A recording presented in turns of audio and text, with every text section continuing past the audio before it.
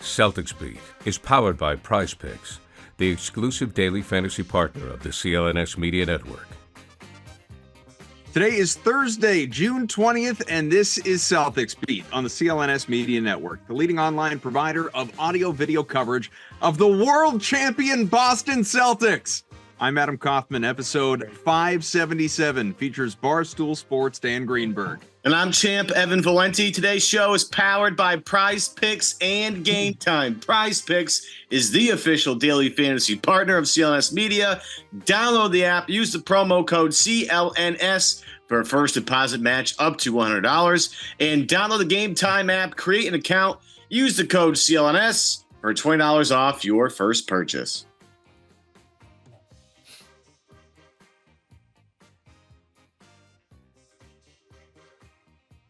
Oh gosh, I don't even. Where does one? I need to like channel Jason Tatum. We did it! We did it! Oh man, they did it. They did it. Honestly, we were just along for the ride. Welcome in. This is Celtics Beat. Adam Kaufman, Evan Valenti. We are always here with you, and pleased to have with us, at least when it comes to social media, perhaps the biggest Celtics fan on the planet, Dan Greenberg, Barstool Greeny. Get him on Twitter at Stool Greeny. And this is special because, yes, I've got my nightly radio show in Boston, but it's a betting focused show. So we certainly talked a lot about the championship, but in much more of a betting sense. Kenny Anderson, the former Celtic, came on right after Boston won and chatted with Kenny for a while, and I can tell you he still bleeds green deep. So that was a really good time. This show though is another animal entirely. This is a very special show because this is the, no matter how many Celtics podcasts there are out there, and no matter how many Celtics podcasts there are at CLNS, this is the flagship Celtics podcast of the CLNS Media Network. This is where it all began, and we are privileged to be here with you because, I can go back to when I started doing Celtics at 7 on the Sports Hub.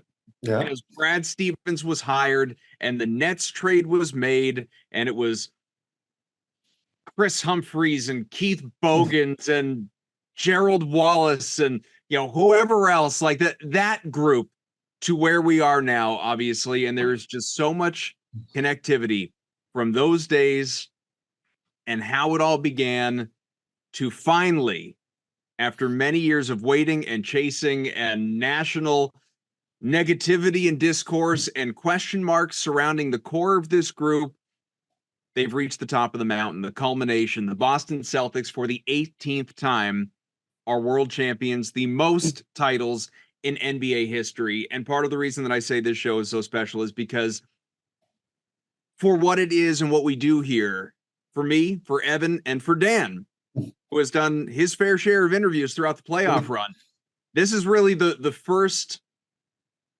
sigh and decompression of all that has happened and all that has been said and where we are going, where we are at, and just basking in the glow of the moment. Fellas, a lot of the time when we do these shows, I will have my notes, my talking points, I want to make sure we get to X, Y, and Z before the end of the show. I have done none of that deliberately.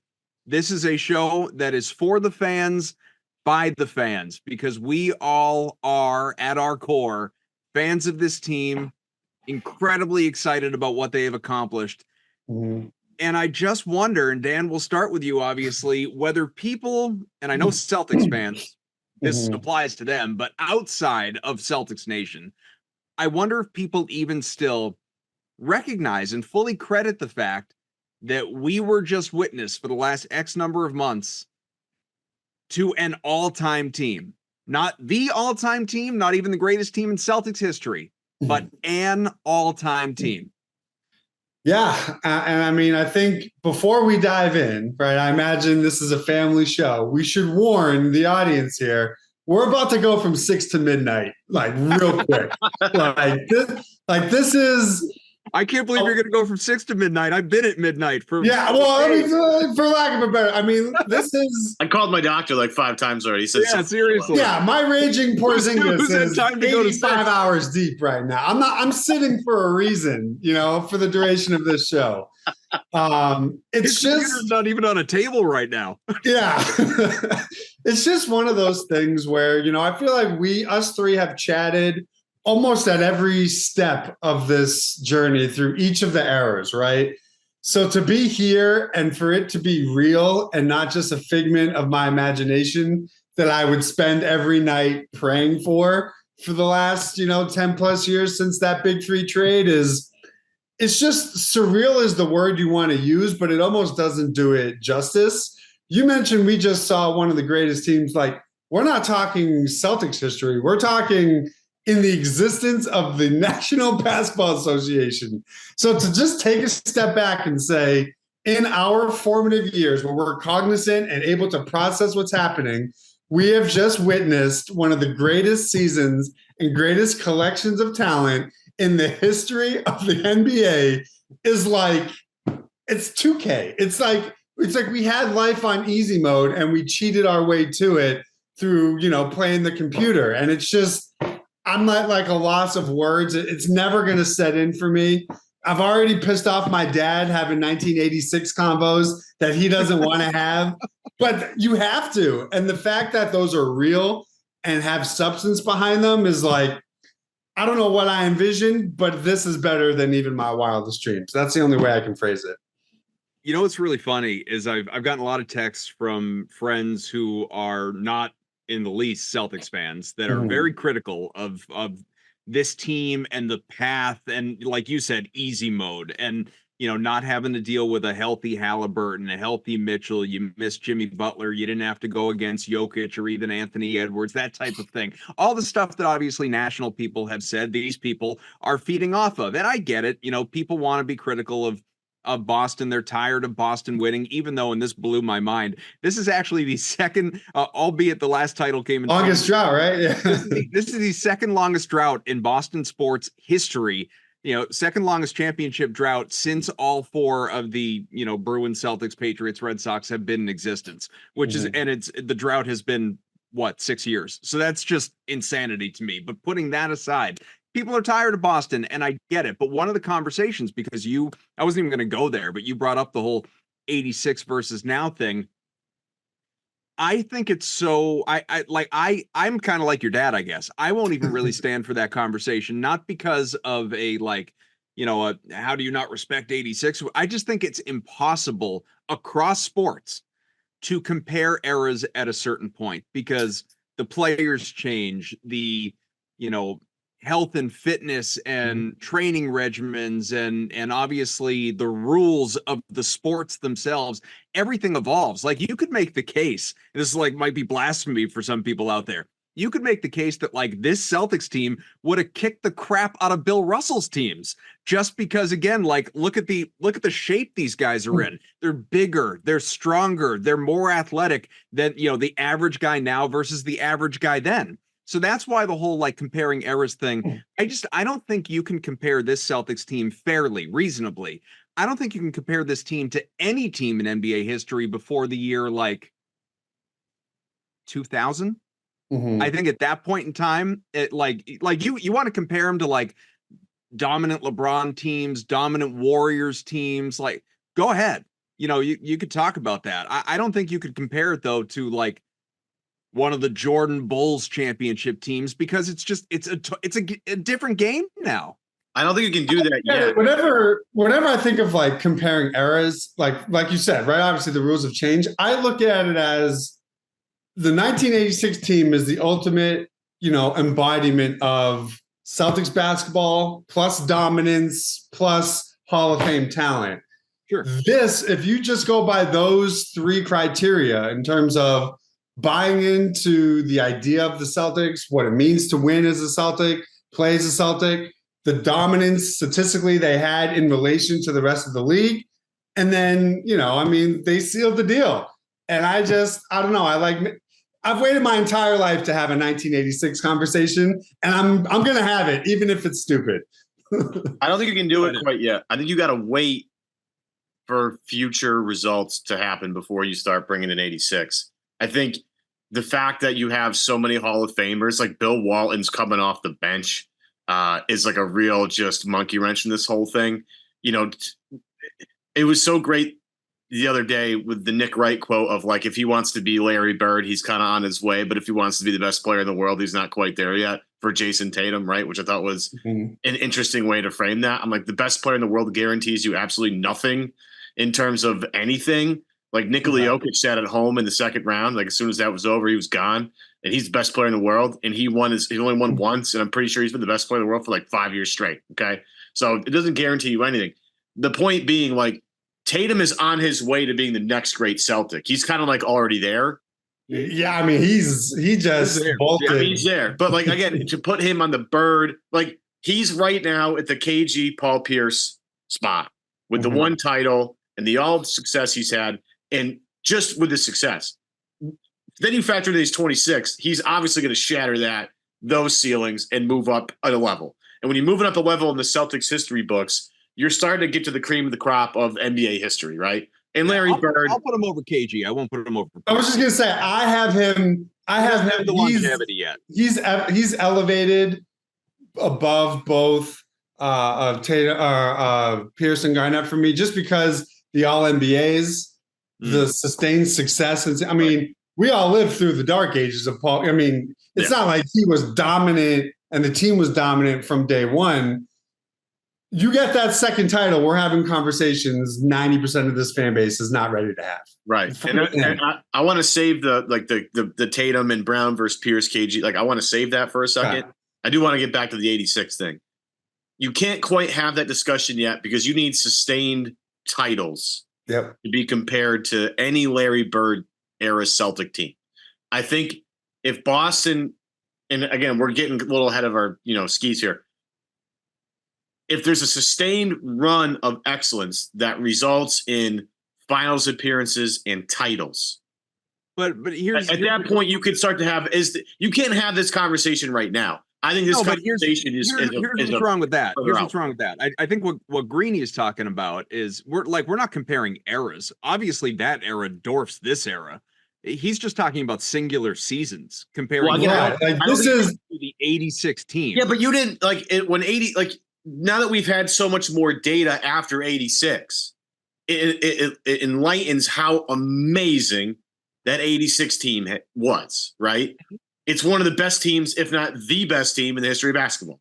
I don't think we can have that type of conversation about this team until we have a little more data under our belt. Because you got to remember, this is the first year of this core, right? The Jalen, Jason, Derek, Drew, KP, Al. Obviously, we have more to go here. I can't wait to see what happens next, but I won't tolerate a one-for-one comparison. Just look at it like this, though. Point differential. This is the 5th or 6th best point differential team ever. Beats 1986. They won 10 straight playoff games. I'm not sure. Did the 86 team win 10 straight and then 7 on the road? Off the top of my head, I can't remember, but I don't think they had reached those marks. This is a season in which we saw the 2024 Celtics have the most 50-point wins, 40-point wins, 30-point wins. There's just I don't know if the argument is, okay, if they play 5-on-5, who wins? That's not my argument. My argument is you have not witnessed a more dominant 8-month stretch of Boston Celtics basketball than what you just lived through from October to June. They did it on the road. They did it at home. They did it against the best teams. They did it against the worst teams. They did it close. They did it by blowout. They did it through threes. They did it through post play. Like everything that you loved about the 86 team, you saw in the 2024 team at a more insane production level. That's my stance, is if you are looking at how the history of all these teams unfolded, right? None of this would have mattered had they not sealed the deal and won the title. Once you win the title, you're stamped and you get invited into those conversations. If you want to start talking, okay, greatest Celtics of all time, I'm with you. You don't just need 2, You need more than 2 to enter that club. What they've now done with this title, this was the jersey retirement stamp, right? That's it. Tatum and Jalen, you're it. You are. It does not matter what you do for the rest of your Celtics career. You are now stamped the same way Paul Pierce and Garnett were stamped with one title.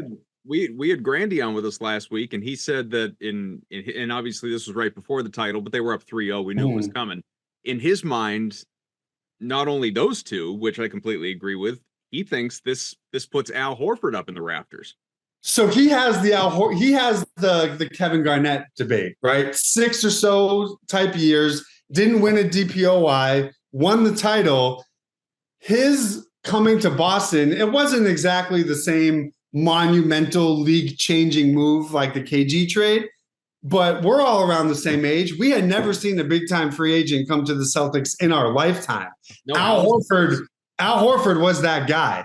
So his impact on culture and impact on winning is of the same ilk as what Garnett established. The only difference is he wasn't an MVP. He didn't win DPOY, that first year. I can see the case. I don't hold it against him that he left and ruined the Sixers. I actually think that helps his jersey retirement case. Like that's like that boosts it. So it's an interesting debate. People didn't think Garnett should be up there, but because of the drought that it ended, well, I mean, shit, we're pretty close to a long ass drought that Al Horford just helped end. So he might be, if it's like he's not a first ballot, like maybe he doesn't go in the same, the first go around as everybody else, but it wouldn't shock me if Wick just says, screw it. We're going to invent triple digit number jerseys and just get everybody up there. That's where it's going, because like you asked, and we're not going to have this conversation. This is a summertime conversation. We're not there yet, but we could do whole shows around this, but we've had guests who have come up, like Grandy made the case that if you put Horford up there, which he believes you should also put Ray Allen up there. Gary Washburn has come on this show and said that Marcus Smart belongs up there. There are, we are truly running out of numbers, because I agree with you. At the very least, Tatum and Brown will be up there one day because they won that title, hopefully multiples, but they won that title, and that is going to stamp it. But I mentioned Grandy, and, man can call a game. We know it, but maybe my favorite thing about Grandy is the stats that he digs up that he will. Oh, the Grandy bombs. Yeah, the Grandy bombs. And I'm sure. So like I'm guessing, like you guys could probably recite whatever yours is across sports. Like we all have that favorite stat, right? That favorite stat that, like, my favorite stat in sports history, period, is that Wayne Gretzky has more career assists more career assists than any other player in NHL history has points. Points, right? Yeah. So if you just got rid of Gretzky's goals, dude still has more points than anybody else in history. That is my favorite stat. Grandy, and I'm sure you guys saw this, unearthed my favorite stat about this year's Celtics that just absolutely blows my mind every time I think about it. And it is that this team had more 30-point leads this season than it had 10-point deficits. That's insane. That is freaking nuts. You want to talk about dominance of a team that's not like just in the playoffs. That is over the course of the entire year. That is bonkers. That is just undeniable. Any argument you have about whatever soft or unproven or competition, like this is a longevity stat that extends 101 games as they went 80 and 21. 80 and 21, yeah. Like, my God, what a stat that is, Greeny. Yeah, and that's sort of what my point is we have to get in the mindset and understand and process that we witnessed something that almost nobody has ever seen before. And pick a franchise, they haven't had a season like this. And that's just like, regardless of era, regardless of, who the competition was, when you're that dominant from preseason to game 5 of the NBA Finals, it's like, it's the ultimate mic drop. There's no hole. There's no weakness. There's no but. And the fact that all of us, for the rest of time, are Teflon as a result of this title is like, I just don't know how to process it. Like, coming from an era where I used to pray that David Wesley was the difference and Vitaly Potapenko was going to be the one that got us over the hump, to be in the gutter that was of the Rick Pitino era, to now be having a legitimate, earnest conversation that we have just witnessed one of the greatest seasons in NBA history, and it happened with the Boston Celtics. It's just hearing those words come out of my mouth. I mean, I'm going to have to turn my camera off for 5 seconds and take care of something. It's just unbelievable. That's all I can say. It's just unbelievable. PrizePicks is America's #1 daily fantasy app with over 5 million active members. It is the easiest and most exciting way to play daily fantasy sports. Unlike other apps on PrizePicks, it's just you against the numbers. Get in on the daily action with your friends. Become part of the PrizePicks community today. All you do is pick more or less on 2 to 6 players, their stat projections, and watch the winnings roll in. You can now win up to 100 times your money on PrizePicks with as little as 4 correct picks. You could turn $10 into $1,000. PrizePicks is available in more than 30 states across the country, including California, Texas, and Georgia. Now, here's something that you can think about. What you can think about here with PrizePicks, here's an example of something you could. This is the whole idea behind the concept. Caitlin Clark for more than 3.5 3-pointers made, and Brianna Stewart for more than 23 points. See, it's that simple. Download the PrizePicks app today and use the code CLNS for a first deposit match up to $100. That's code CLNS on PrizePicks for a deposit match up to $100. Pick more, pick less. It's that easy. Yeah, I mean, look, this is, any way you want to slice it, one of the best teams in recent history. And, you got to go when you're in the conversation, and the people don't want to have this conversation because there's just a lot of, I don't know, angst over the path. Like this wasn't going to happen anyway. Look, I love basketball a lot, right? Just to tell you, Boston would have done this to most teams in their way. Maybe Giannis and Dame get a game or two. Maybe the Knicks put up a little bit of a fight. Indiana might have been the hardest team they played in the playoffs. Like, no joke. That was one of the best offenses I've ever seen in my life. Jimmy Butler on Miami wouldn't have mattered. I wouldn't have been eager to see what the Nuggets series would have looked like. That's the only one, though. But, legitimately, the only team. And again, I love this. If so-and-so had so-and-so. I'm like, look, let me just tell you, again, this particular panel of people watched every game. They kicked the shit out of everybody. Except for Denver. And I still think if you put those teams against each other, that Boston probably would have found a way, but it would have been really tight.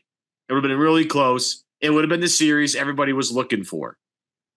But Boston winning the season after just demolishing everybody, it was almost let me run this by you. This feel like a vintage Patriots postseason run to you? Because for me, I never sweated a second until I got to the finals. Then after the first 2 games, it was really like, do they even need Kristaps Porzingis to win the finals? Like that's the conversation I was having in my head. I'm like, do they really actually need him out there? Or is he just like the cherry on top of this dominant Sunday? Mm-hmm. Yeah, I mean, it felt like this is not a good comp at all. You would need a less important player, but it reminds you of some of those playoff runs where it was, like Gronk got hurt, and it was like, do they need Gronk, or can they still win in spite of Rob Gronkowski not playing? And it just, yeah, I mean, we've said it a number of times over the course of the year that for better or worse, I guess in the bigger picture, better, but worse in that now, you're going to have what we once called in Red Sox Nation pink hats. You're going to have the people that sort of come along, and this is what happened over the course of the 20 years of dominance for the Patriots. It's the, who cares about the regular season? They're going to win their 12 games. I don't even need to watch, wake me when we get to the postseason. But then eventually, like after the first 3 titles, it wasn't even that. It was, wake me when we get to the AFC title game. They're going to have their actual bye and then their bye, pseudo bye against a crap team. So the double bye to the AFC title game.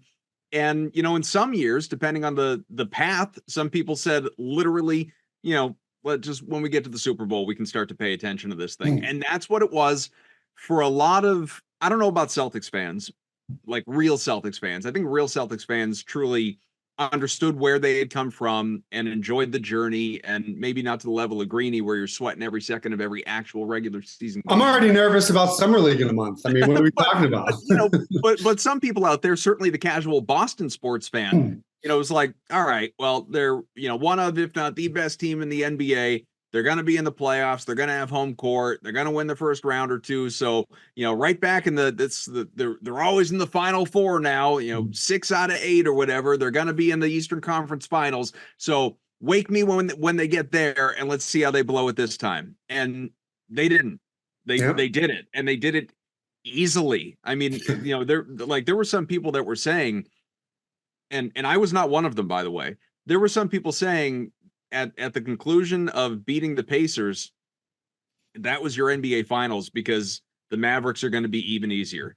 And maybe I just gave Luka and Kyrie to a certain extent, but mostly Luka, and that depth, by the way, because I like Lively and Gafford and Washington and those guys. I looked at that team and I saw what they did to OKC and what they did to Minnesota, and I was like, look, I mean, Celtics are obviously favored and they really should win. It's a failure if they don't. But I think Dallas is going to be a tough out. I think they're going to take a couple of games.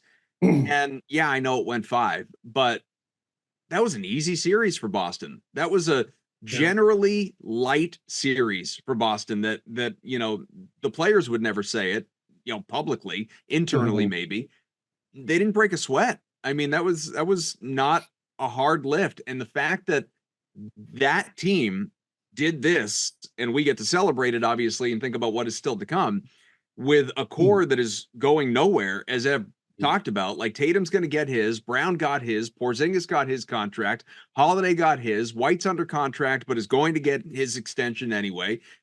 Pritchard is already signed, the human special teams NBA player.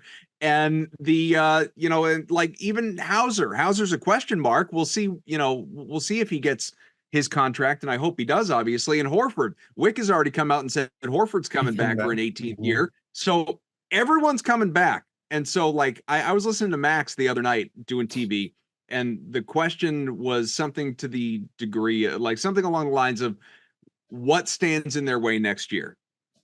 And Max's response, which is, I think, what we would all answer, health. Yep. If this team is healthy, then yeah, I mean, I still think you're heads and shoulders above the rest of the NBA. Their parity is great right now, and there are some teams, like even the Thunder, going out and getting Caruso and getting Giddey out of there. Huge move. Like, there are teams that are up and coming for sure. I'm not saying Boston's going to walk to banner 19, but they're going to enter the season as they already are, which is prohibitive favorites, and they should be. Yeah, I think what this playoffs in both conferences really hammered home is once you get to this time of year, everything is about matchups. It doesn't matter how good you were during the regular season. It doesn't matter how good you were in your previous series. If you can't solve the matchup problem, you're cooked, right? Like, Minnesota takes down Denver. Immediately, everyone is saying, oh, this is it. Anthony Edwards has arrived. This is the team that's going to win the title. They got worked by the Mavs, right? Because they had a matchup problem. The Celtics have this really competitive series against the Pacers, right? We knew how good the Pacers were because we played them like 10 freaking times during the year. So you go from having to stop that offense to which provided matchup problems for you, right? Yeah, you swept them, but this was not an easy, like, this 5-game finals win was an easier sample of games than the sweep was in the conference finals. Mm-hmm. So then you get to the Mavs and you're thinking, okay, it's a lot harder to guard a motion offense for 48 minutes where everyone's running around and they have 4 guys who can attack off the dribble compared to just standing around and watching Luka and Kyrie dribble. So heading into that finals matchup, you're thinking, okay, offensively, you're going to be able to limit the Mavs pretty easily, given how good the Celtics defense is. The question was, I think, what was it going to happen when you had to face a real defense? Because the Pacers isn't a real defense. The Celtics were putting up 120. They had their 5 worst offensive games of the season in the finals and were up by 20 in 3 or 4 of them because the Mavs couldn't solve the matchup problem. So you go from one end taking down this supposed Minnesota Timberwolves super team who just took down the defending champs, and yet they couldn't handle you even in your 5 worst offensive games of the season because they couldn't solve your matchup problem. So when I think of future playoff runs, health is going to be important, but matchups are going to be important because I think we all would agree that even if we think the Celtics beat the Timberwolves and the Nuggets, they present way more matchup problems for what you're good at than the Mavs did. And the Mavs, that's what made it so enjoyable to hear how much the narrative was that they had these 2 best players and the Celtics had never seen anything like this Dallas Mavericks team. I mean, what are you talking about, guy? All they are an ISO offensive team that's going up against a defensive team that does not have a Mike Conley, does not have a Gobert that you can pick on in space.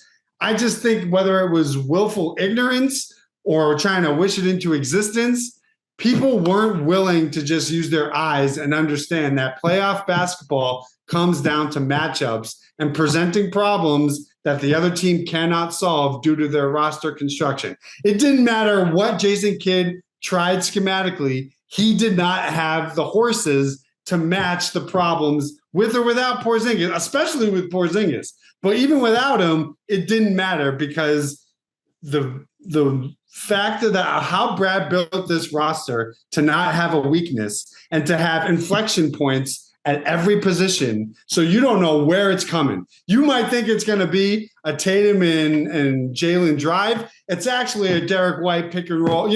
There's just no way to know. They're like the team. They're like the many-faced God team where they're just going to get you from every angle. And until you can prove you can solve that 4 out of 7, they're not going to lose a playoff series.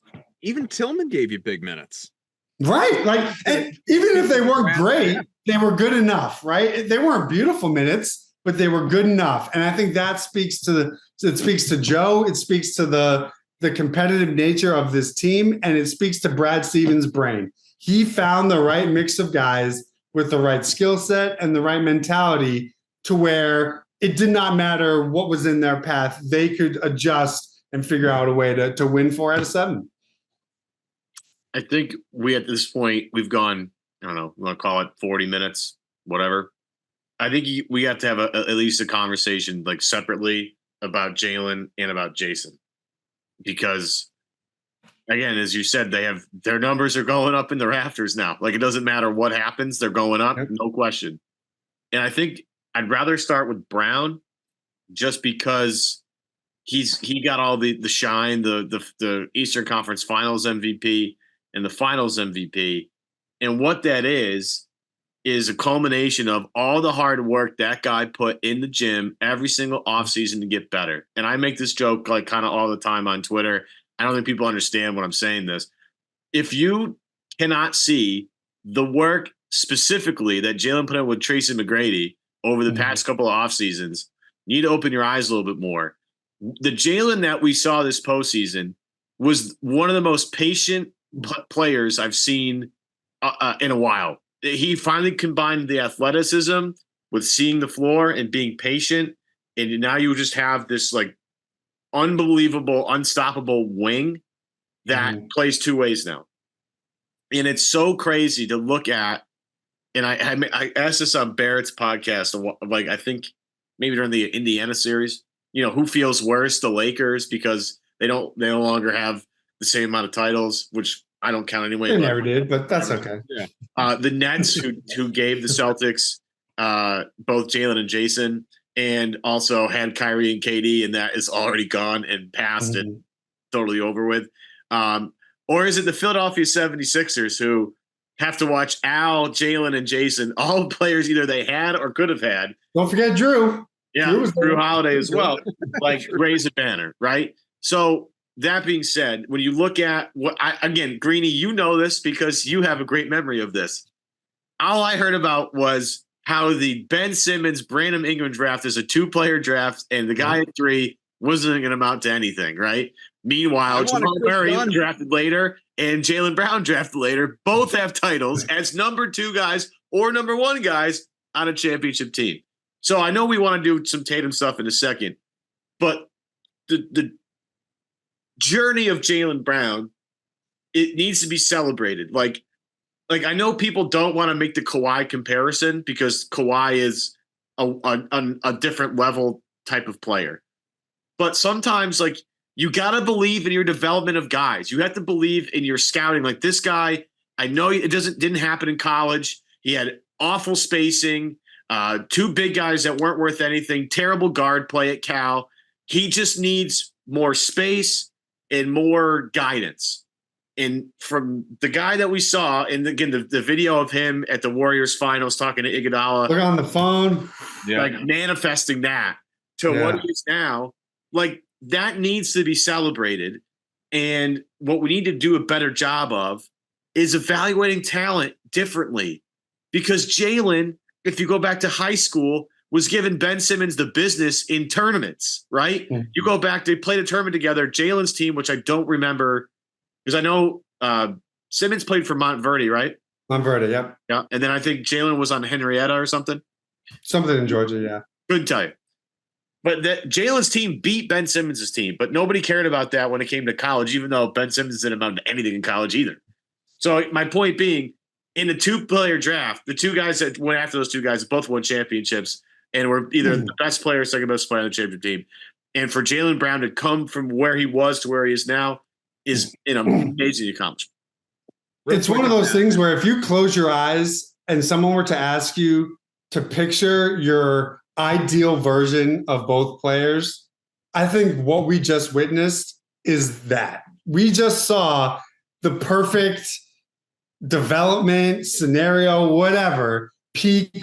Like, this is it. We everything we wanted from both of those guys, from development, leadership, mindset, production, skill set. This is it. And they're 26 and 27. So it's like you got it at the early stages of their NBA prime years. And I think that's what's so exciting, right? Like the fact that we now get to watch the rest of their Celtic careers for however long it lasts, and we don't have to play the what if game with them. I just have a feeling, and maybe it's hopeful, maybe it's green Kool-Aid, but I just have this feeling that like now comes the goods. Is like, you thought they were good now. Well, wait till you see what it looks like now that they're stamped for the rest of their life. And they no longer, the question is now, how many are they going to get, as opposed to, are they ever good enough to do it together? So just having that off your back, I cannot wait to see what the next 3 to 5 years look like now that they can play pressure-free basketball. Game Time is the authorized ticket marketplace of Major League Baseball, which makes getting tickets faster and easier. Prices on the Game Time app actually go down the closer it gets to the first pitch. And I have to tell you, this is pretty cool to watch. You can start tracking. It is. You start tracking tickets, maybe 3 days ahead of time, then 2. It's the opposite of the stock market. When you look at the stock market, you want your stock to go up. And when you look at Game Time, you look at the app, you say, maybe these tickets will go down and I'll get a good deal. Well, you will get a good deal. There's no doubt about that. So it's really easy. Just download the Game Time app. Okay. Now, to me, right now, the Red Sox are the ticket you want because they're fun. Also, Patriots preseason coming up. I've had a peek at some of those prices, and as listen, the team's not as good as it once was, but it's still a great take. You get to see the stars of the future. So these prices are extremely reasonable. This Game Time app is the app for you, and you can customize your spot. Make it work for you. Last-minute deals, save up to 60% off buying last-minute sports, concerts, comedy, theater. Also, save even more with exclusive in-app deals on select seats ahead of the game event. Save even more when you choose a section and you let Game Time choose the seats. So what you do is you download the Game Time app, create an account, use code CLNS for $20 off of your first purchase. Download Game Time today. Last minute tickets, lowest price, guaranteed. Well, I mean, it won't be pressure free because obviously now there's the pressure to repeat, which, is significant. And, I do But think like we don't dock Pierce for never repeating. We don't dock Garnett for never repeating. I'm not saying if they don't do it, it's somehow a blemish on their resume or something like that. I'm just saying, like, I hope they feel the pressure at the start of next season and they're not just playing with house money or whatever, because I think that there are honestly internally, like to a man, I think there are like I I'm not saying Tatum is in any way, shape, or form upset, No, or yeah. mad that Jaylen Brown got Finals MVP or East Finals MVP or any of that conversation that some people want to have. But I think it's probably motivating for him. Like, all right, Oh, you got sure. yours. Next one's my turn. You know what I mean? So there's an element of that for him. I think that it's going to be potentially a long a long summer, and I mean, it's going to be a short summer. It's a quick turnaround, obviously, but a long summer in the sense that these guys, what would make me nervous about next year thinking ahead is that they don't really get a break. Some of them, like Tatum, Right. is more or less, he's going to party his way right to the Olympics. And then all of a sudden it's the Olympics and he's there. Holiday's there. Maybe White winds up there. Maybe Brown winds up there. I mean, who knows what the final roster ends up shaking out as. And, as soon as that's over, it's like, boom, like training camp and here we go again. And so, you don't know how that catches up with you physically, mentally, emotionally, whatever, in any way, shape, or form. But sort of going back to everything that Ev was talking about, one thing that I think, anyway, I didn't hear you say it. One thing I think he left out, and Greeny didn't mention, I think it's just really important to the Jaylen Brown narrative, is this is someone who, and he has talked about it at length, each and every offseason he goes back and finds a deficiency within his game, whether it's the left hand or working on free throw shooting or mid-range game or whatever it may be, and he goes and he works on it and inevitably comes back the following year and it's another tool in the chest, right? It's something that he has improved upon.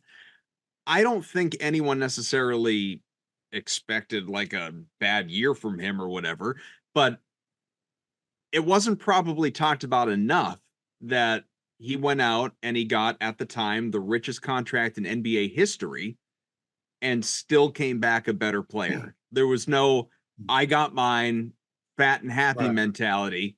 He got it, remained motivated, maybe more motivated, quite frankly, because he still had enough people behind him saying, you can't do it, or you can't do it in Boston, or you can't do it with Tatum, or if anyone has to go, it's you, all of this stuff, and goes and obviously accomplishes what he does, which is become, albeit in the very short window it's been possible, the first player in NBA history to win both East Finals and NBA Finals MVP.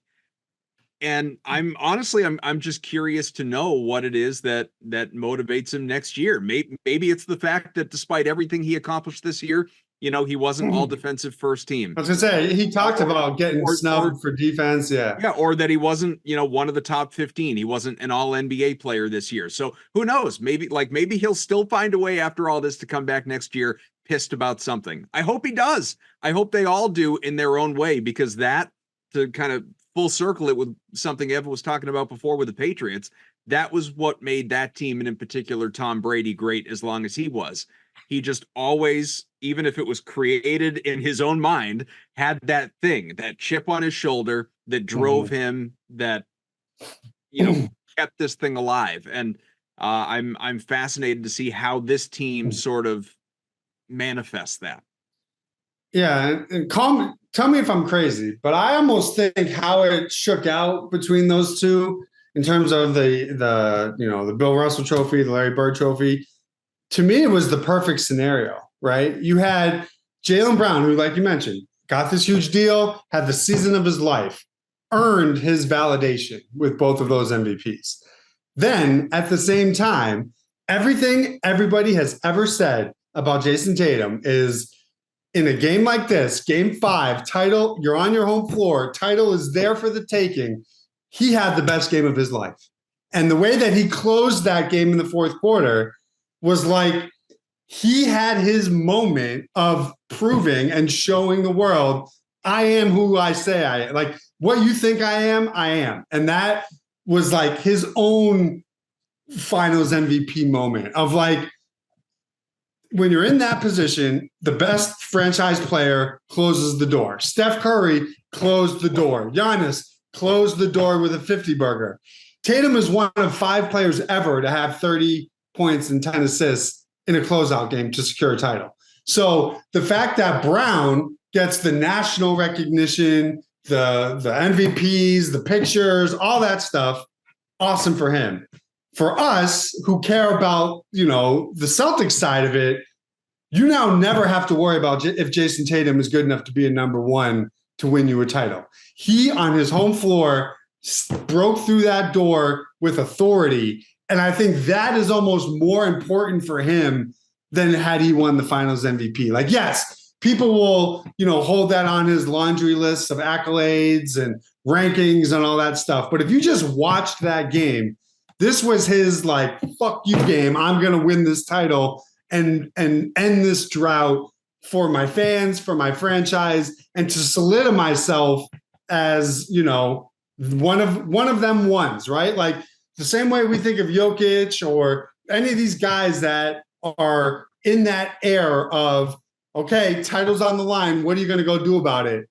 Jason Tatum just told the world that he's going to go win the title. And I think you could see that in his emotion during the game, both from his approach to his demeanor, to how he defended, to how he was selfless. He played a perfect game. And for it to come with a title at the end of it is just, like I said, you close your eyes and you dream of a perfect scenario. I think we saw that in Game 5. Yeah, I mean, the thing with Tatum is it's going to get lost in the history books here. I will not forget this because I will be one of the guys that tries to remind people of this. And again, Jaylen Brown deservedly won the finals MVP, and I'm so thrilled for Jaylen. Again, the validity, like to be able to be, everybody gave him so much crap for that contract. It's like, guess what? I just won Eastern Conference Finals and Finals MVP, and I just won the trophy. So, like, here the double bear. It's like, I don't care anymore. What Tatum just did in this finals matchup to play center on defense and point guard on offense, that is like Magic. We haven't seen that since Magic. I get it. You got to go back to the 80 season to find someone that's done that. And I can't say enough about the player that Tatum has become as well. And Kaufman, you remember me just pounding the table for Point Tatum for the past 2 years of like, this team is going to realize how good it is when Tatum can control an offense like that. Now, it looked a little different than what I expected. Totally. However, the stuff that he does, and you really, and this is why we're going to miss JJ Redick because he points the stuff out as he's now the new head coach of the LA Lakers. Won't last long. He'll be back podcasting. I'm going to miss that pod. I'm telling you. It's good. So good. But the little stuff that he was doing, you'd miss it. And like the defensive stuff, taking away the lob threats, again, playing defense on centers to deter lob threats and being able to switch and move and do all these things. Meanwhile, come down the other end, he's commanding all the attention of the entire team. If you look at there's the name of the website right now. I will tweet it out later. There's a great website that shows you the map of the movement of the ball on offense. And I was asking people very simple questions. I would take the end of one game and I'd show you what the Dallas map of their offensive flow looked like. And I would take a picture of the Celtics offensive flow, what it looked like. And I would just ask people, which team's harder to guard, do you think? The Celtics has so much synergy around it from everybody. And obviously you look at the Dallas map, it's Luka right in the middle, and there's a bunch of stuff outside of that.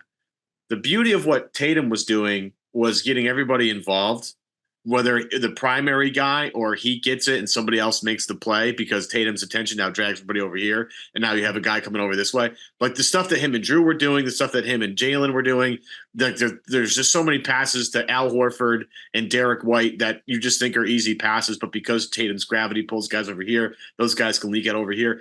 Like his command of the floor was exactly what I wanted.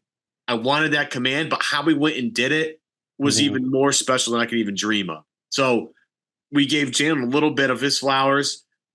Tatum has evolved into such a malleable superstar, which I think is getting lost in the shuffle in this whole thing. Yeah. I mean, at one point, I think it was game 2, Dan Devine, Yahoo Sports, had the stat that Tatum had more drives in that game than did basically Shea Gilgeous-Alexander's average, and he was the number 1 in the league at it. I think it was 19, right? Didn't he have 19 drives? He had 27. Yeah. I think he had 19 in game 1 and then 27 in game 2. So basically, he turned into a whole new player. And that's what I mean, right? We always said, God, if Tatum would only just be aggressive and drive to the rim. Look what he just did. 27 drives. That's like what people average for team averages for a season. Tatum's average during the regular season was 9. Damn. To go from 9 to 27 is bananas. Ooh. And so that's my point. When and this gets lost in the shuffle of where does Tatum rank in the hierarchy of the NBA? Look at what he just did and tell me how many guys could do that.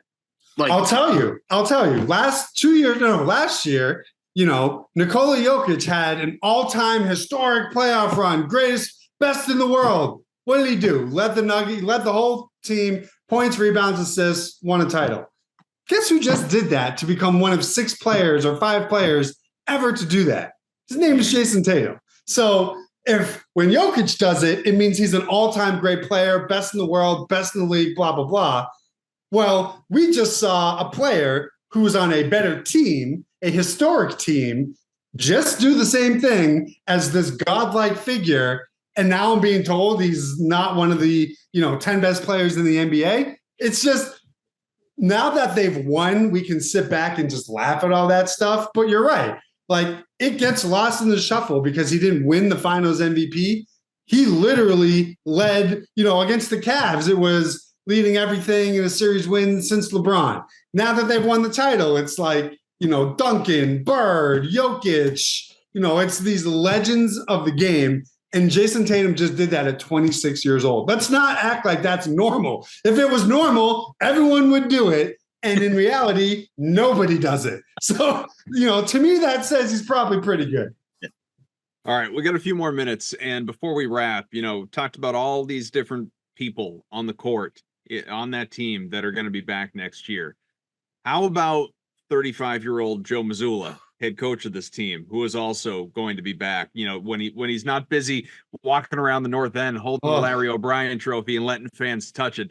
This guy, I'm sure you guys, I don't know about those listening or watching, but I'm sure you guys have been paying attention to, at the very least, the clips that have been floating around social media of the many interviews Joe has been doing on the national circuit since winning, whether it was Zach Lowe's podcast or chatting with Pardon My Take, Barstool, obviously, and your family there, Greeny, among others. This guy, not that we didn't know or haven't joked about it routinely over the course of his year, especially, psychopath. I mean, I say it lovingly. I mean, Joe, please come on this show. We love you.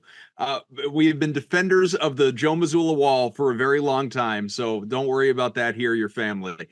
But some of the stuff that he has been talking about since this championship, just in the last couple of days, whether it was Lowe was asking him, if you were to rob a bank, how would you do it? And Joe giving this really straight-faced, thought out answer as to how he would do it and his role and how he would put a team together, and breaking this thing down in depth, like nothing other than, obviously inspiration from his favorite movie, The Town.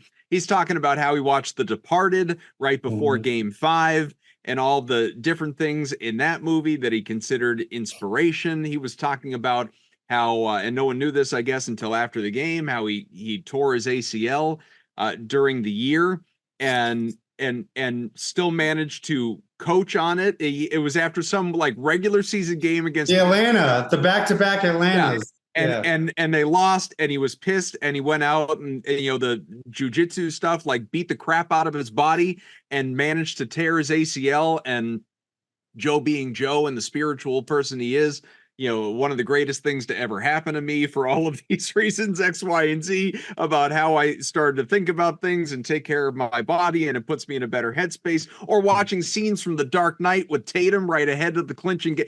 This dude's a lunatic. certifiable. Way, though. And I am glad that he is ours, Greeny. You know what? Of all the validation that is a result of this title, the Joe Mazzulla validation, I think, is my favorite. Just because, we've been searching for a long time for the right captain of this ship. And I know he's from Rhode Island, but it's fitting that a masshole was the key to winning the elusive banner.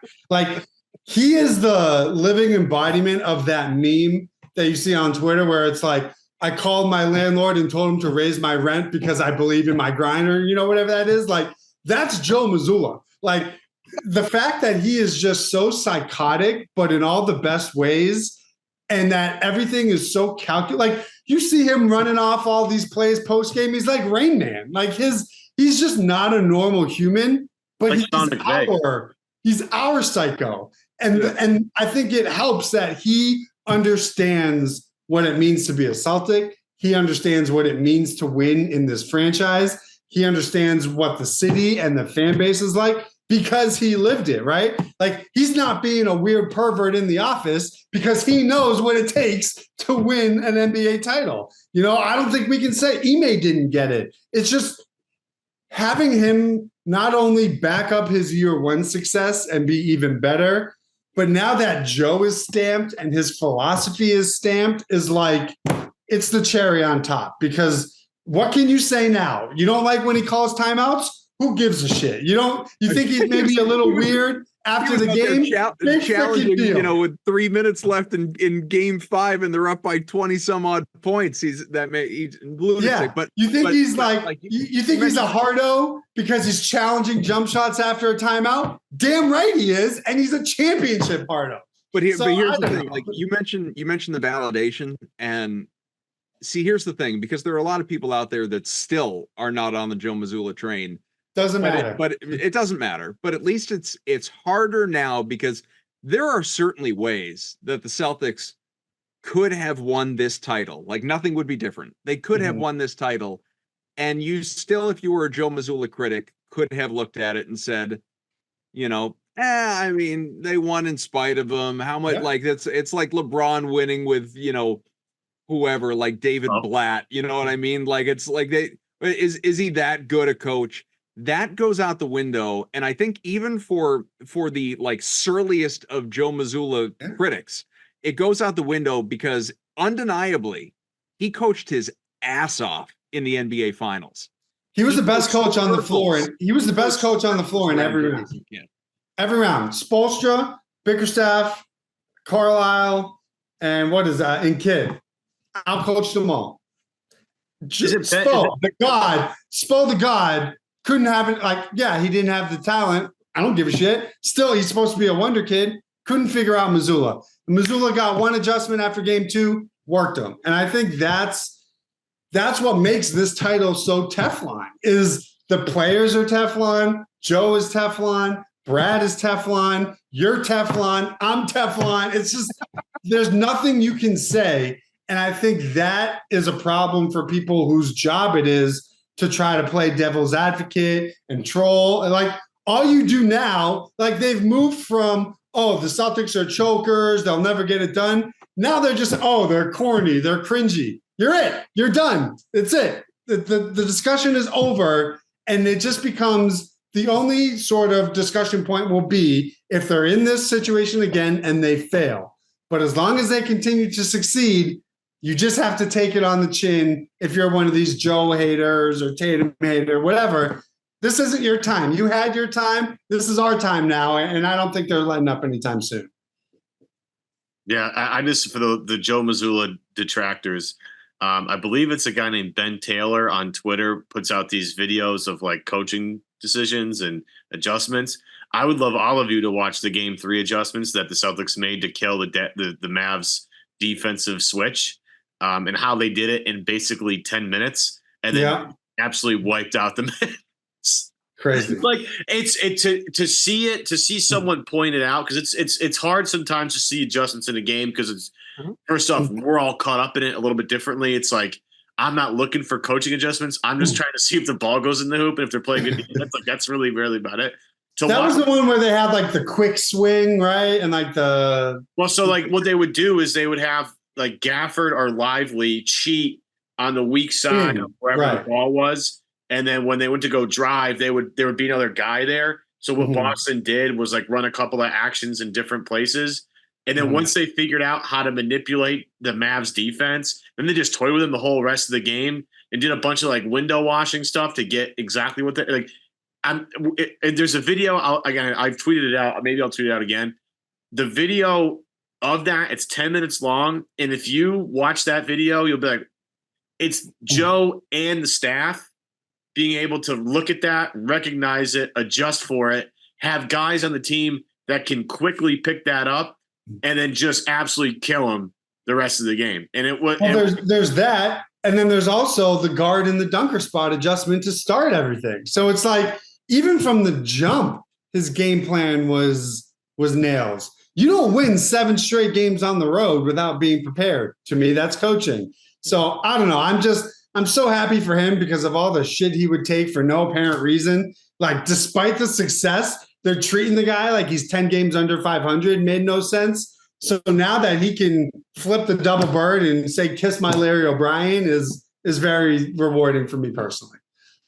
Just to think about where they were, like they're down 3-0 against Miami. And if he doesn't win game 4, like maybe he doesn't come back to NBA champions. Like, it's crazy. Life comes at you fast, everybody. And I'm just looking through too, and I don't have I'm just trying to count it on the fly. So I'll ballpark it for you. And I know I'm within range, but another like just great stat. And I think it bookends this conversation well with Mazzulla and the defense and the adjustments like Ed was talking about. The Dallas Mavericks were held below 100. This great offense held below 100 points this year prior to the NBA Finals, regular season and playoffs. I want to say in totality, it was like 6 or 7 times, something like that. Yeah. Maybe 10, something like that. Maybe it was 8 or 9, whatever it was. The whole 90 plus games going into the NBA Finals, and then in 5 games, the Celtics held them below 100 points 4 times. 26-0 on the year. That's not just talent. I mean, talent has to get it done. But if you don't see the role of coaching in that, I can't help you. That's the bottom line. So, all right, look, this is the first of many what I suspect will be somewhat celebratory shows between now and the start of next year, because I feel like we're not doing our job if we're not. If we're going to spend all those seasons they come up short, dissecting why and how to change it and what moves need to be made. Well, when they actually get the whole freaking thing done, we need to give them their flowers in a different way each and every week. Nothing brings me more joy than just saying, oh, they won, move on already. No. You should not have let me win this title. At this time. That was a mistake. If not for the fact that Greeny is already doing it, I would be out there. Like I'd be a copycat, so I'm not going to bother. But if not for the fact that he's already doing it, you would see me at least once every other day tweeting just at random, like congratulations again to the world champion Boston Celtics. Oh, I'm doing it every single morning until they're no longer the defending champ. I got 363 more to go, or whatever the number is.